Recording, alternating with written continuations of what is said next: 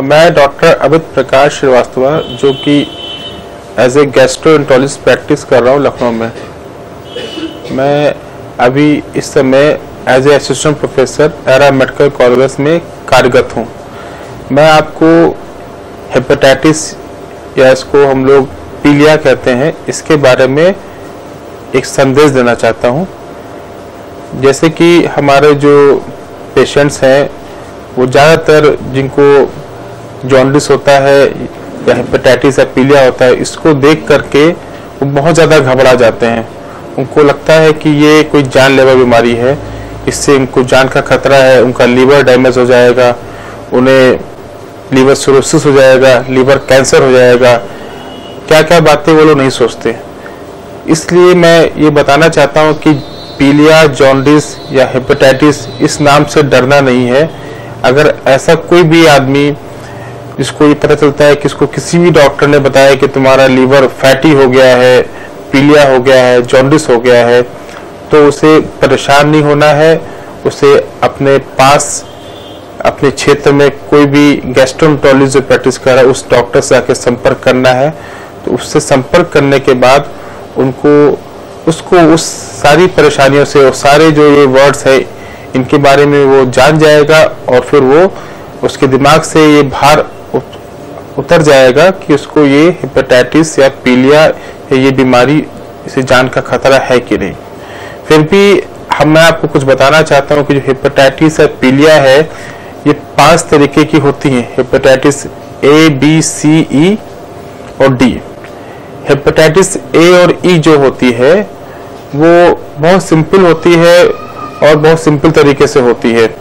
जैसे हम लोग बाहर खाते पीते हैं, बाहर का पानी पीते हैं, कहीं भी चले गए, किसी भी रेस्टोरेंट में बैठ करके, किसी भी ठेले पे बैठ करके खाया पिया, तो उसमें जो पानी जो दूषित होता है हेपेटाइटिस ए और ई के वायरस से, ऐसे में उन्हें ये पीलिया हो जाता है। ये पीलिया का जो इंक्यूबेशन पीरियड होता है 15 से 45 दिन का होता है।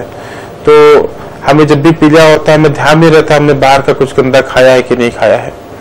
तो हमें ध्यान देना है कि हमें बाहर का जो भी खाना खाना है या कुछ भी खाए, लेकिन हम पानी स्वच्छ पिए, तो हम हेपेटाइटिस ए और ई से बच सकते हैं। बाकी जो भी हेपेटाइटिस बचती है, हेपेटाइटिस बी और हेपेटाइटिस सी और हेपेटाइटिस डी, ये हेपेटाइटिस हमें गंदे खाने पीने से नहीं होती है, ये हमें गंदे खून चढ़ने से होती है, या गंदा खून टच हो जाए सिरिंज के थ्रू, या हम लोग जो बाहर टैटूइंग कराते हैं उसके थ्रू होती है, या ऑपरेशन कराने गए किसी अस्पताल में, जो अस्पताल ऑथोराइज नहीं है वहाँ ऑपरेशन कराया, या फिर ब्लड बैंक से ब्लड ला करके चढ़ाया अपने मरीज में जिसको ब्लड बैंक ऑथोराइज नहीं है। तो हमें जो है हेपेटाइटिस बी और सी से बचने के इन सब चीज़ों ध्यान देना होगा कि हम अच्छी जगह से इलाज कराएं, अच्छे डॉक्टर को दिखाएं, ऑथोराइज ब्लड बैंक से ब्लड चढ़वाएं। अब इसलिए हेपेटाइटिस बी, हेपेटाइटिस सी और हेपेटाइटिस ए से होता क्या है, इन सारे हेपेटाइटिस से लीवर फेल हो जाता है। लीवर फेल होने के जो लक्षण है वो ये होते हैं कि मरीज को एकाएक बेहोशी आ जाती है, कोमा में चला जाता है, और हेपेटाइटिस की वजह से उसको पेट में पानी भी भर जाता है। लेकिन ये बहुत कम लोग में होता है। अगर हमारे यहाँ हेपेटाइटिस बी का प्रेवलेंस बहुत कम है, 5% केवल है। अगर हेपेटाइटिस 100 लोग को होती है तो केवल 20 लोग को इलाज करना पड़ता है। 80% जो लोग होते हैं उनको हेपेटाइटिस अपने आप ही क्योर हो जाता है। इसलिए हमें इस बीमारी से बहुत ज़्यादा पैनिक नहीं होना है। इसमें केवल 1% लोगों को लीवर कैंसर होता है, और जो कि नेग्लिजिबल के बराबर होता है। और अगर कोई इसके बारे में सुनता है कि उसको लीवर कैंसर हो जाएगा, लीवर सिरोसिस हो जाएगा, तो ये सब बातें बिल्कुल क्लियर कर लेनी है कि ये सब चीज़ें इतनी ज़्यादा परसेंटेज में नहीं है कि उसको पैनिक होना है। हेपेटाइटिस बी के बारे में आपको मैं और जानकारी देता हूँ कि अगर इससे हमें बचना है तो हम इसमें वैक्सीन ले सकते हैं। जो इंटरकोर्स करे वो प्रोटेक्टेड हो, और जो अगर हम कहीं से भी इलाज कर रहे हैं तो सिरिंज जो हो वो स्टरलाइज सिरिंज हो।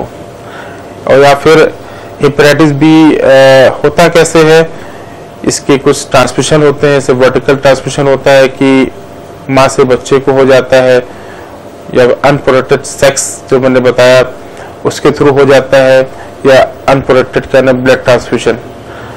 तो अगर हम इस चीज का ध्यान रखेंगे तो हेपेटाइटिस बी हमें नहीं होगा। और इसके इलाज भी आजकल बड़ा सरल तरीके से मौजूद है। इसके लिए हम लोग ओरल मेडिकेशन देते हैं, इंजेक्शन देते हैं, जिसका जो रिजल्ट है काफ़ी अच्छा है। 80 to 90% जो हमारे हेपेटाइटिस बी के पेशेंट हैं इस इलाज करने से ठीक हो जाते हैं। इसमें जो मेडिसिन आती है इसमें इंटेकावीर है, टेलिविडीन है, जो कि आजकल हम लोग पेशेंट्स में इस्तेमाल कर रहे हैं। इसका जो समय है वो मिनिमम 6 मंथ से लेकर 2 साल तक की है। अगर इसका इलाज कोई पेशेंट करता है तो उसको हेपेटाइटिस बी से मुक्ति मिल जाती है, उसका हेपेटाइटिस बी काफ़ी हद तक की ठीक हो जाता है। और अगर कोई पेशेंट हेपेटाइटिस बी का इलाज इंजेक्शन के रूप में लेना चाहता है तो उसमें इंटरफेरॉन इंजेक्शन आते हैं जो हफ्ते में 1 बार लगते हैं 6 महीने के लिए। तो बहुत ही आसान और सरल इलाज भी आ गया है।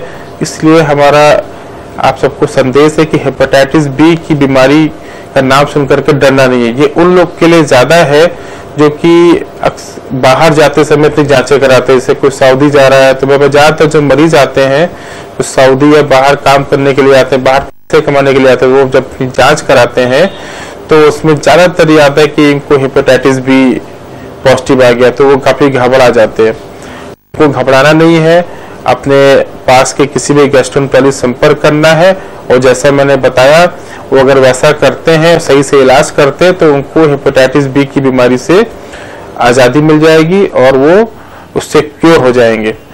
तो यही संदेश है कि आप जो है जब भी हेपेटाइटिस बी या जॉन्डिस या इस तरह की बातें के बारे में कोई आपको बताए या आप किसी पेशेंट में जानते हैं इसको इस बीमारी से पीड़ित है तो आप अपने डॉक्टर से संपर्क करें, ठीक है। और अगर आपको अधिक जानकारी लेनी है तो आप हमारी वेबसाइट पे हमारा फ़ोन नंबर और हमारा पता उसमें दे रखा है, आप मुझे कांटेक्ट कर सकते हैं। मुझे काफ़ी खुशी होगी अगर आप मुझसे पूछेंगे और मैं आपको इसके बारे में और जानकारी दे सकता हूँ। धन्यवाद।